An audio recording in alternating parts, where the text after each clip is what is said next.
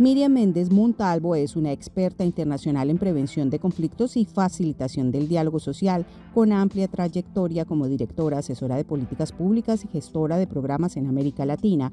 Fue viceprocuradora general de la Nación en Colombia, fundó el grupo de diálogo sobre minería en Colombia y promovió la cumbre de diálogo social reconocida nacionalmente. Además, impulsó la agenda de cambio por el planeta, conectando líderes para la defensa del medio ambiente. A lo largo de su carrera ha ocupado cargos claves en organismos internacionales como la Fundación Ford, el PNUD y el Instituto IDEA, liderando estrategias regionales en gobernanza democrática, transparencia e inclusión.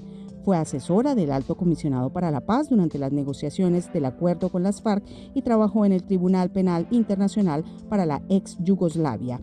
Es abogada y magíster en Administración Pública por la Universidad de Harvard.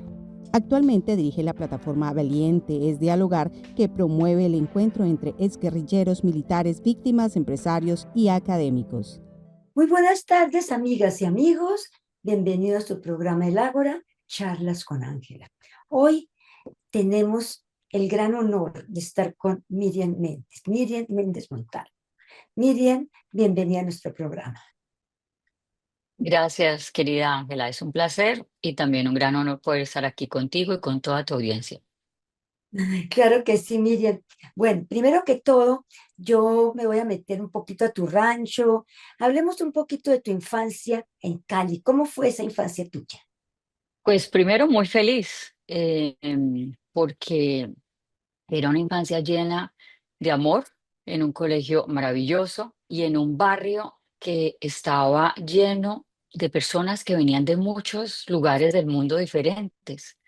Yo tenía vecinos de Estados Unidos, de Chile, de Suecia, y eso me encantaba, porque desde muy chiquita esa curiosidad que siempre he tenido por el mundo estuvo presente y además la pude vivir a través de los intercambios y las amistades con mis amigos y mis amigas del barrio.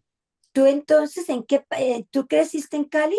Yo crecí en Cali, estudié en el Sí. Liceo Benalcázar y el barrio donde nosotros vivíamos era Arboleda, que era muy cerca del colegio, pero a pesar de eso nos íbamos en bus y esas idas en bus y los viajes en bus hacia el colegio y regreso del colegio eran maravillosos porque eran momentos para compartir con las amigas. Qué maravilloso que fuiste del Liceo en Alcázar. Todo este tiempo que te he conocido, yo también fui del liceo, en realidad, y acabo de hacer acabo de escribir una columna precisamente sobre el liceo, porque pues, el liceo es muy cercano a mí. ¿Qué dirías tú que te dio a ti el liceo? Muchas cosas que además ya venían reforzadas desde mi hogar. Una familia además con un gran protagonismo, presencia y liderazgo de las mujeres, mi abuela, mi madre, mis tías, o mi tía Yolanda, la hermana de mi mamá. Y sumado a eso, entonces el liceo como ese lugar donde las mujeres podíamos estar y habitar el mundo en igualdad de condiciones que los hombres. Lo que me dio el liceo fue esa gran confianza de que al ser mujer no había ningún obstáculo para hacer las cosas que generalmente en las sociedades las han hecho o las hacían los hombres. Tú hablas de tu tía Yolanda. ¿Qué dirías tú que influyó en ti tu tía? La alegría, la libertad, la aventura, una mujer que se atrevía a romper barreras, y de mi madre una capacidad inmensa de trabajo, de sobresalir, también de guiar, el gusto por el derecho, que fue finalmente lo que terminé estudiando, me viene de ahí, una mujer que desde ese amor hacia esa profesión me inspiró para creer en el derecho como una manera también de estructurar y de habitar el mundo y generar oportunidades para servir, ¿no? En cualquier actividad que escogiera. Sí, la doctora, como le decíamos nosotros, la doctora Corazón. Ella era la doctora Corazón. Miriam Estela Montalvo. Claro, sí, fue superintendente también de control de cambios y la recordamos con muchísimo cariño. Miriam, te voy a mostrar una foto y tú me dices qué te recuerda. Hicimos manifestaciones, salimos a la plaza pública a demandar, a pedir que los derechos de las mujeres fueran contemplados dentro de la Constitución del 91. Sin estos esfuerzos y estas voces de las mujeres no hubiera sido posible tener lo que hay hoy en esa Constitución. Me recuerda nuestro camino y nuestra lucha por la ley de cuotas en Colombia. Bueno, tú llegaste muy joven y ¿cómo fue esa experiencia para ti? Porque prácticamente la ley de cuotas ha cambiado, la ley ha cambiado la forma como las mujeres han podido actuar en este país nuestro. Yo era una mujer muy joven cuando Colombia se embarcó en ese proceso constituyente de la Asamblea Constituyente y gracias al liderazgo de mujeres como tú, Ángela, y muchas mujeres colombianas que vieron en esa asamblea la oportunidad de que Colombia avanzara en la participación de las mujeres en las más altas instancias de la decisión de la administración pública. Y junto contigo y muchas mujeres de muchos rincones de Colombia, sumamos esfuerzos para lograr que en esa constituyente y en esa constitución se incluyera un artículo transitorio que hiciera posible lo que más tarde se convirtió en esa ley de cuotas que ha permitido que en Colombia, en el Ejecutivo, en las altas instancias de decisión pública, al menos 30% de esas personas en altos cargos de decisión sean las mujeres. Además, una cuota bien inédita en el caso o visto desde una perspectiva comparativa, porque la mayoría de países de América Latina que luego adoptaron cuotas lo hicieron en el legislativo y Colombia empezó por la rama ejecutiva, teniendo en cuenta esa magnífica oportunidad de la Asamblea Constituyente de reconfigurar la manera como se ejerce el poder. Sí, Miriam, porque usted verdaderamente es una de las madres de esa ley. Acuérdese de ese lobbying que tocó hacer con con esa cantidad de hombres constituyentes, porque prácticamente en esa constituyente no hay sino tres mujeres. Así es, me acuerdo las visitas viajando de Cali a Bogotá, a la sede donde estaba la constituyente y reuniéndonos con muchos constituyentes que nos decían en todas las sesiones que teníamos que nos iban a respaldar, pero obviamente la experiencia de muchas mujeres como tú que lideraron esos procesos también nos advertía y nos alertaba de que a esas promesas había que acompañarlas de un trabajo y un seguimiento arduo para que finalmente se vieran materializadas. Sí, así fue. Y hubo algunas, algunas situaciones complejas, ¿no? ¿Te acuerdas? Con la sombrilla esperando fuera de la constituyente porque no nos querían dejar entrar. Por supuesto, pero las mujeres estamos acostumbradas. Que no nos dejaran entrar era simplemente uno de los obstáculos que siempre hemos enfrentado para que por fin esas puertas las abramos y entonces las atravesemos en esos lugares a los que queremos llegar. Sí, fue una experiencia muy linda y fue algo tan importante, Miriam, ese acompañamiento de esta muchachita, porque verdaderamente era súper joven y que llegó allí a acompañar a estas mujeres ya maduras que estaban en alguna forma luchando por esos derechos y pues también llevaste esa ilusión, esa juventud a que se luchara por esta ley de cuotas. Miriam, ahora te muestro esta otra foto y me cuentas. Mi amada New York, mi segundo hogar. Yo creo que todo tiene que ver fundamentalmente con un gran interés y un propósito de vida de trabajar por profundizar esas conquistas que hacen de nuestras sociedades democracias, de trabajar por el desarrollo con equidad, con inclusión, por espacios de ejercicio de la ciudadanía en todas sus dimensiones, de las mujeres, de los pueblos y de las personas que tradicionalmente han sido marginadas. Entonces, todo ese interés mío, ese propósito de vida, de esas luchas, de esas causas, ciertamente encontró un lugar, encontró lugares privilegiados a través de esas oportunidades que tuve de estar en Naciones Unidas, en el programa de Naciones Unidas para el Desarrollo y también en la Fundación Ford. ¿Cómo dirías tú que fue tu paso por las Naciones Unidas y por la Fundación Ford y qué significó esa parte para ti?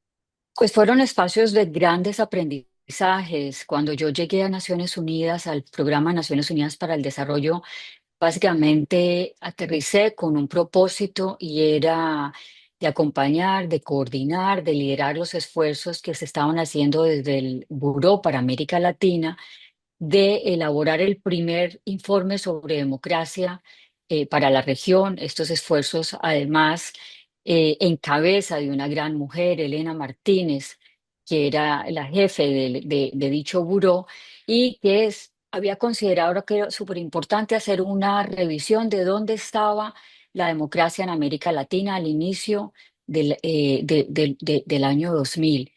Y además de hablar de democracia como tal y no simplemente de gobernabilidad democrática, de revisar qué estaba pasando con la manera como los países de América Latina estaban eligiendo sus líderes, cómo se estaban desarrollando estas elecciones, si eran libres, justas, competitivas, pero también de ver y hacer una revisión de la democracia en función de cómo el ejercicio de los derechos civiles, políticos, sociales, culturales y ambientales se estaba materializando para esos ciudadanos y ciudadanas en los países de América Latina. Fue una experiencia maravillosa.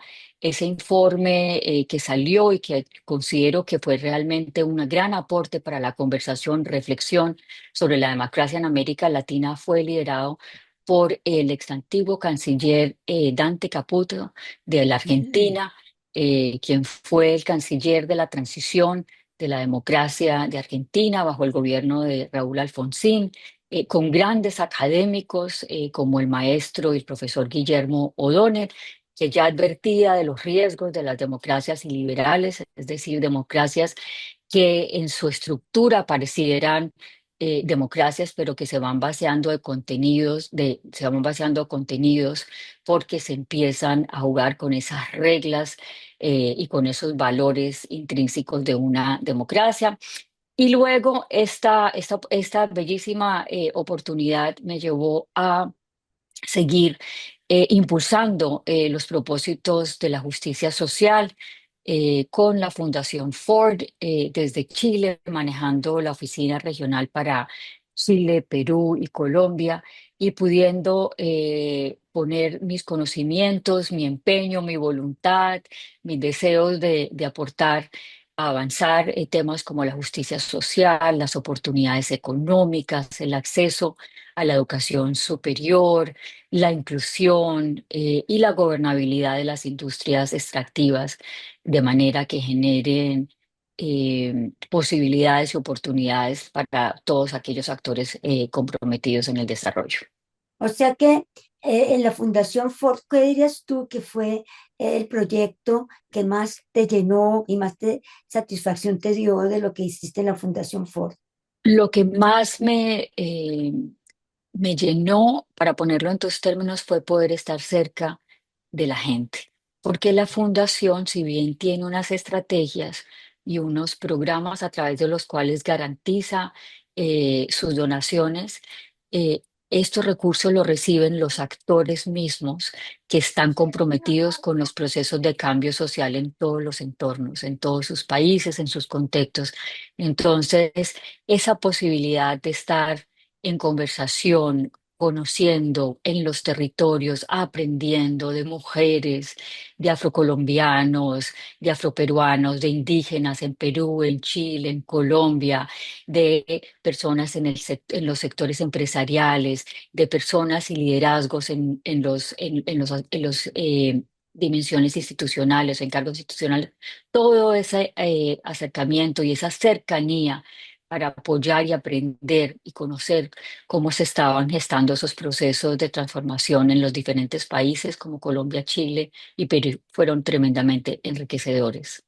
Muy interesante ese trabajo tuyo en la Fundación Ford. Te muestro esta otra foto y me dices qué más te dice esta foto.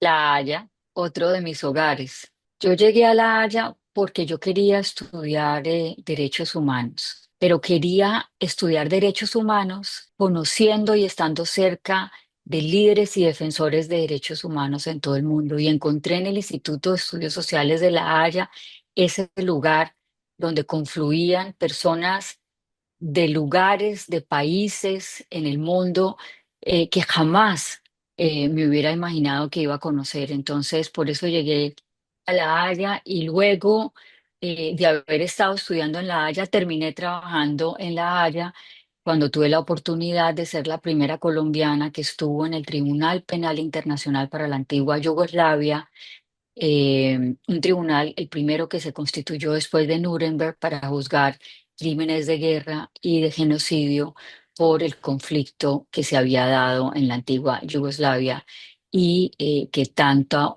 daño causó en términos de las violaciones a los derechos humanos. Qué importante esa parte de tu vida que verdaderamente no la conocía. ¿Y qué dirías tú? Bueno, te dejó también vivir permanentemente en Holanda, ¿cierto? ¿Qué te dejó esa experiencia?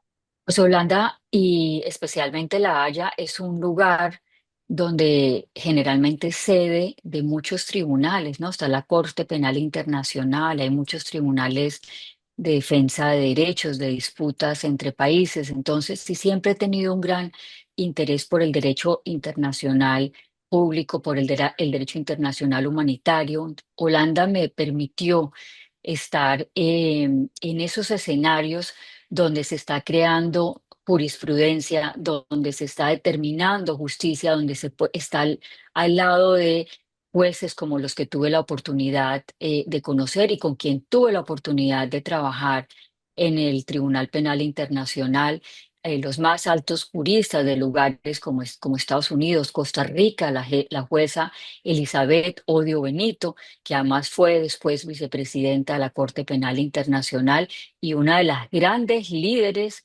en avanzar el abuso sexual como un delito de guerra. Pero también Holanda te dio a ti la posibilidad de otro hogar. Sí, además estoy casada con un holandés, entonces, y tengo un hijo y vivimos en Holanda y entonces Holanda es también mi segundo país y estar en Holanda me ha enseñado muchísimo de cómo vivir esa interculturalidad, de cómo negociar además esas diferencias que hay entre una latina y un holandés.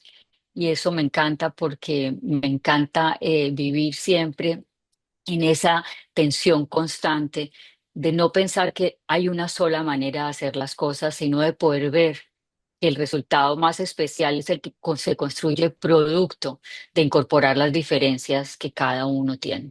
¿Cómo llegas tú a Valiente es dialogar?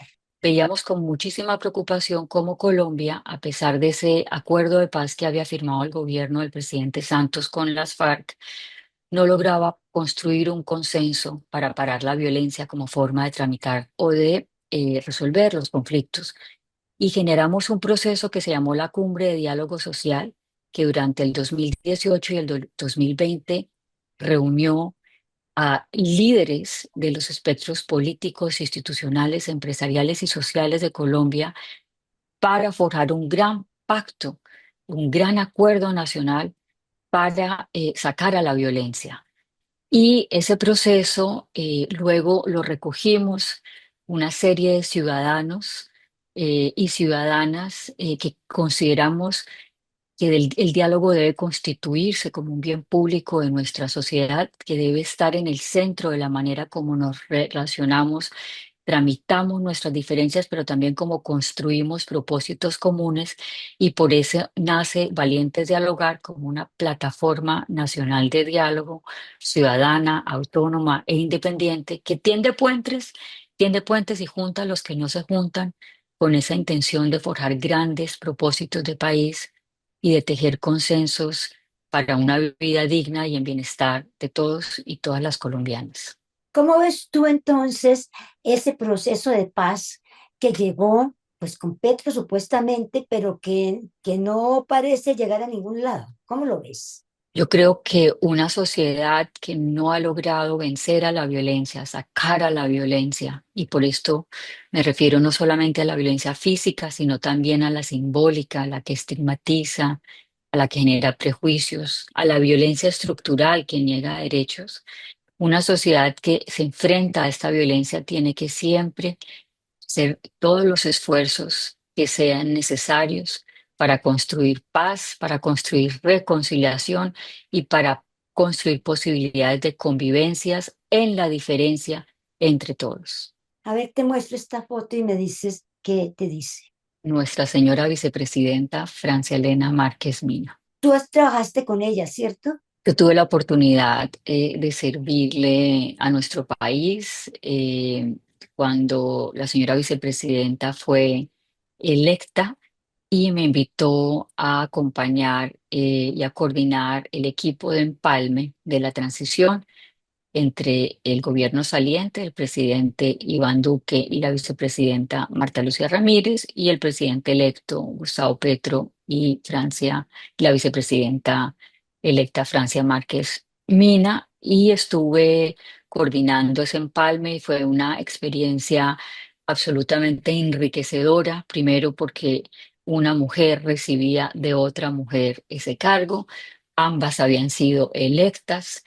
eh, un triunfo para las mujeres en este proceso continuo de conquista de derechos y de ejercicio del poder, y además también una oportunidad maravillosa de ver todos los aprendizajes y el trabajo que había logrado la señora vicepresidenta Marta Lucía Ramírez y de ver la riqueza de la diversidad y de propuestas que venían del lado de la señora vicepresidenta electa Francia, Elena Márquez Mina, como una gran líder por los derechos de las poblaciones afrocolombianas, una gran líder ambiental y además una persona que también ha abierto muchos espacios para el liderazgo de las mujeres. Y posiblemente con esa vocación de paz que tenemos las mujeres, ojalá que la próxima persona que llegue a la presidencia sea una mujer y podrá Colombia dar ese paso que ya lo dio México, bueno, que lo ha dado algunos otros países y ya nos toca, Miriam, ¿verdad? Yo estoy segurísima que veremos a una mujer presidenta de Colombia pronto. Obviamente no tenemos una bola de cristal, no sabemos si será en la próxima elección o en la siguiente, pero Colombia tendrá una mujer presidenta como lo han tenido tantos países, no solo de nuestra región, sino del mundo, y estoy segura que serán grandes liderazgos para seguir construyendo un país más justo, más equitativo, con progreso, con bienestar, con dignidad y con oportunidades para todos. Claro que sí, Miriam. Bueno, qué rico esta conversación. Ha sido muy enriquecedora como siempre y muchísimas gracias por habernos acompañado en este programa. Siempre un gran placer estar aquí contigo, Ángela, con tu audiencia, y muchas gracias por esta hermosa invitación y por esta oportunidad de hacer un recorrido de mi trayectoria con estas bellísimas fotos y a través de esta linda conversación.